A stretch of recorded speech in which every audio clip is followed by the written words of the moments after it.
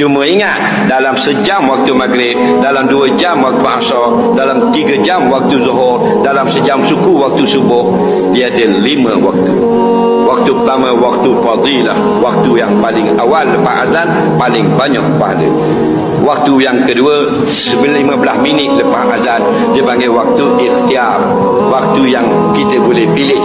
Waktu yang ketiga waktu jawaz, harus kita semayang. Contoh, waktu jawaz semayang zuhur pukul 3.30, waktu harus, bukan haram.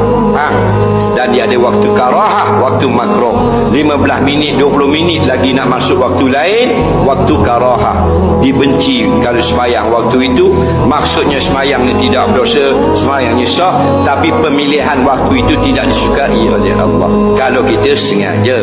Dan ada satu waktu yang memang haram, iaitu waktu tahrim, hampir masuk waktu lain baru nak takbir. Haram perbuatan kita, bukan perbuatan semayang haram, melambatkan itu yang haram.